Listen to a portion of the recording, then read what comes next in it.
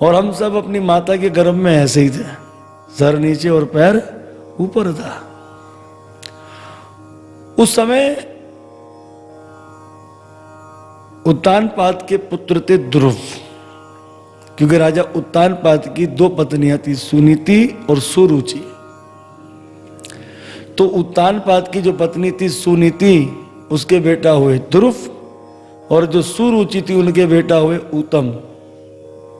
तो हमारी भी 2 पत्नियां हैं, सुनीति और सुरुचि। जो लोग अपनी सुरुचि की बात को मानेंगे पत्नी की, उसका नाश तो हो जाएगा। क्योंकि जो हमारी पत्नी सुरुचि हो की थी, छोड़ धर्म छोड़ कर्म, जो बुद्धि में आवे वो कर लो, तो उसमें हमारा क्या हो जाएगा? नाश हो जाएगा।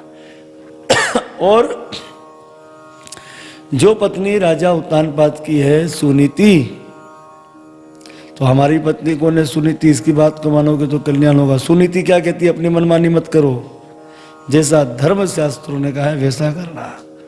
तो जो लोग अपनी इस पत्नी की बात को मानेंगे उनको ध्रुव फल की मिलेगी, जो आज भी आकाश में चमक रहे हैं। एक दिन की बात है कि ध्रुव जब राजसभा में गए, तो ध्रुव जी के पिता उत्तानपाद ऊंची गद्दी पर बैठे थे। तो ध्रुव जी की इच्छा हुई कि मैं पिता की गोद में बैठ जाऊं। तो जैसे ही ध्रुव जी महाराज जी पिता की गोद में बैठने गए, उस समय सौतेली माता सुरुचि ने हाथ पकड़ कर नीचे उतार दिया। हे ध्रुव, भले ही तू राजा का बेटा हुआ तो क्या हुआ, पर तुझे पिता की गोद में बैठने का अधिकार नहीं है। अच्छा माँ, ये बताओ कि मैं कब पिता की गोद में बैठूंगा, कब मुझे अधिकार मिलेगा? तो सुनीति कहती, बात सुनो, वन में जाओ, नारायण का तप करो, और जब नारायण दर्शन दे तो क्या वरदान मांगना कि मैं देवी सुरुचि के गर्भ से जन्म लूं। तो जब तुम मेरी गर्भ से जन्म लोगे तभी तुम्हें पिता की गद्दी और गोद मिलेगी। तो यहां इसने भक्त और भगवान दोनों का ही क्या कर दिया? अपमान कर दिया। अब हुआ ये कि जब ध्रुव जी महाराज जी को डांट दिया, तो रोते रोते 5 साल के बालक ध्रुव जी महाराज जी अपनी माता सुनीति के पास आए, हिचका हिचका के रो रहे थे। तो काफी समय पास कहा कि मुझे सौतेली माता सुरुचि ने पिता की गोद में नहीं बैठने दिया, और मुझे कहा कब बैठोगे? जब भगवान नारायण का दर्शन करोगे। उस वक्त धन्य माता सुनीति बोले, बेटा तुम अपनी मां को कोसो मत, तुम कोसो मत अपनी मां को। मैंने तो अब तक तुम्हें तुम्हारे पिता के विषय में नहीं बताया, और उन्होंने तो जगत पिता नारायण के विषय में बता दिया। तुम्हें कोसना नहीं चाहिए अपनी मां को। बोले मां ये बताओ कि भगवान मिलेंगे कहां? बोले बेटा जंगल में होते हैं। तो ध्रुव जी महाराज जी कानपुर नगरी से चल दिए, वन में जा रहे हैं। देव ऋषि नारद जी ने देख लिया। देव ऋषि नारद जी ने कहा चेला अच्छा है, पकड़ लेना चाहिए। देव ऋषि नारद जी ने कहा हे छत्री कुमार, कहां जा रहे हो? अब 5 साल के बच्चे थे ध्रुव जी, तप करने। बेटा क्यों तप करने जा रहे हो? मैया ने गोद में नहीं बैठने दिया। बोले जा नारायण का तप कर, फिर गोद में बैठेगा। अरे वो छत्री कुमार, बड़े बड़े ने भजन किया उनका, दाढ़ी के बाद सफेद हो गए, संसार से खिसक गए, पर वे नारायण ने उनको कभी दर्शन नहीं दिया। इसलिए चल मेरे संग, तेरे पिता को समझा देता हूं। गद्दी में बिठा देगा, गोद में बिठा लेगा, सीने से भी लगा लेगा। देव ऋषि नारद जी ने कहा आपका नाम क्या? देव ऋषि नारद जी को ध्रुव जी ने कहा आप क्या नारद हैं? बोले हाँ। बोले हम तो नहीं मानते। बोले नारदम देव दर्शनम, जिसको नारद मिलते उसको भगवान मिलते हैं, और तुम कैसे नारद हो? भगवान की जगह मुझे घर पे लेकर जा रहे हो। हमारे तो ब्रज के संत कहते हैं नारद। अरे देव ऋषि नारद जी किसी भक्त की दरखास्त भगवान को दे दे और भगवान उस दरखास्त को ना करे रद्द, उन्हें कहते हैं नारद। तो ध्रुव जी ने कहा बात सुनिए, मैं तो हर योनि में गया, मुझे माता पिता मिले, मैं तो सब माता पिता की गोद में बैठा, पर अब मुझे इन माता पिता की गोद में नहीं, मुझे तो जगत पिता नारायण की गोद में बैठना है। देव ऋषि नारद जी ने कहा चेला तो पक्का है, मंत्र फूंक देना चाहिए। बोले बेटा कहाँ तप करने के लिए जाओगे, किस मंत्र का जप करोगे? तो उस समय ध्रुव जी ने कहा गुरु जी वो सब तो आप मुझे बताओगे। अब जो है देव ऋषि नारद जी ने ध्रुव जी को दीक्षा में मंत्र दिया, ओम नमो भगवते वासुदेवाय। सिद्धागण नजर आते इस मंत्र का सिद्ध करने से, आकाश में जो उड़ते हैं सिद्धगण, इस मंत्र में इतनी शक्ति है। देव ऋषि नारद जी ने कहा तुम मथुरा जाओ, वहां कई वन है और वहीं पर है मधुबन, यमुना जी की निर्मल धारा बहती है। यमुना जी आ गई भाई, काली देह तक यमुना जी आ गई है। वृंदावन में जो पहले यमुना जी होती थी ना, जहां भगवान ने कालिया नाग को भगाया था, वहां तक अब की बार यमुना जी का पानी आ गया है। यमुना जी देखो, और एक हमारे बड़े अच्छे प्रिय मित्र है, नाम उनकी बुद्धि में नहीं है, यमुना जी के भक्त हैं। वो तो दिन रात वहां पर प्रार्थना करते रहते थे, यमुना जी आए आए आए, यमुना जी आए। इतनी यमुना जी बढ़ गई, पूरा भरा हुआ यमुना जी से। ऐसी यमुना जी आई है, बोलो यमुना महारानी की जय। तो यमुना जी की धारा बह रही है, वहीं तुम तप करना। तो ध्रुव जी महाराज जी 5 साल की आयु में मधु बनाए और वहीं ध्रुव जी महाराज जी आसन जमा कर बैठ गए। अब जैसे कि ध्रुव जी ने आज बेर खाए ना, तो 3 दिन बाद ध्रुव जी महाराज जी बेर खाएंगे। 1 महीने तक ध्रुव जी महाराज जी ने ऐसे ही तप किया। आगे चलकर दूसरे महीने में ध्रुव जी महाराज जी ने बेर खाना छोड़ दिए। जो सूखे घास पत्ते थे वो खाते थे। तो आज खाया तो अब 6 दिन में खाएंगे। महीना ऐसा ही भजन चल रहा है। आगे चलकर तीसरे महीने में ध्रुव महाराज जी ने घास फूस भी खाना छोड़ दिया, जल पीते थे। तो आज जल पिया तो 9 दिन में जल पिएंगे। 1 महीना ऐसा ही भजन चल रहेगा। आगे चलकर ध्रुव जी महाराज जी ने जल लेना भी बंद कर दिया। तो श्वास लेते थे, श्वास पर भजन करते। जैसे आज श्वास लिया तो अब 12 दिन में श्वास लेंगे। तो 1 महीने तक ध्रुव जी ने ऐसे ही भजन किया।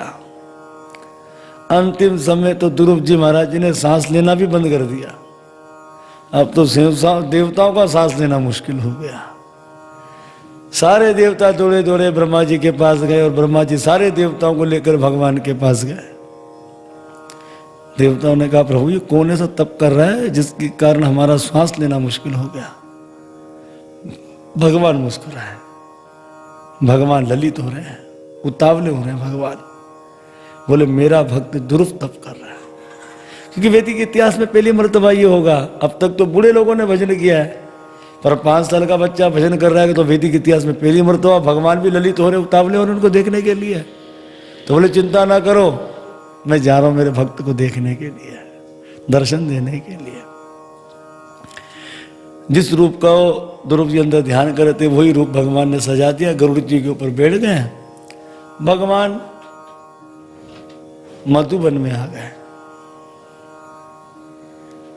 भगवान आए, गरुड़ जी उतरा और गरुड़ जी को टेका लेकर भगवान खड़े हो गए। अक्सर हम कभी दीवार का टेका लेकर खड़े हो जाते हैं क्या? आए क्या थे भगवान? ध्रुव जी को दर्शन देना, और यहां भगवान ध्रुव का दर्शन करने लग गए।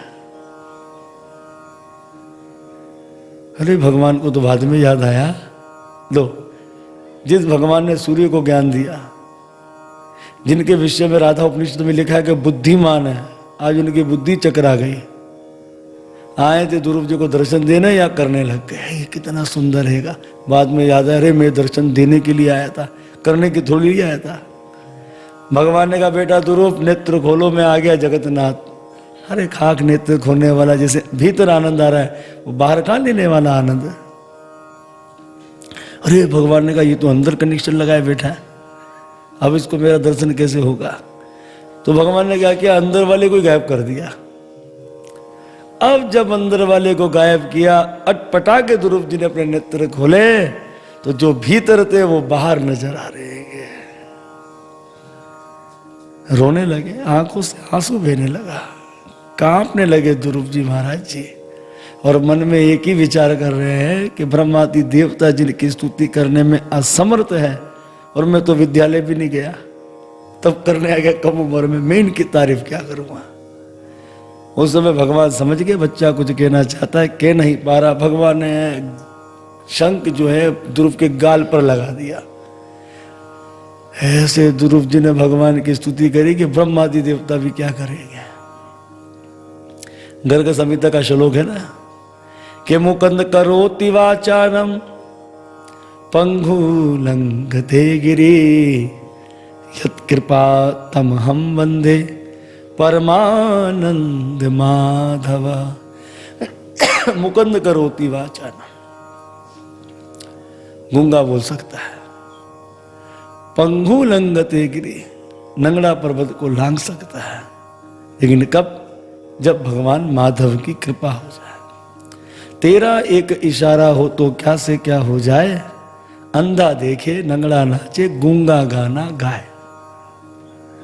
बड़ी सुंदर भगवान की स्तुति करी ध्रुव जी महाराज जी ने। भगवान ने कहा ध्रुव वरदान मांगो। ध्रुव जी ने कहा हमको वरदान चाहिए नहीं है। बोले किस लिए, भजन करने आया था। माँ ने डांटा, भजन करने के लिए आ गया। अच्छा क्या भजन करने आया, किस भाव से भजन करने आया पता है ध्रुव जी? ग्लानी से। ग्लानी हुई ना, माँ ने डांटा जा पहले विष्णु का दर्शन भजन कर, फिर गद्दी पर बैठेगा।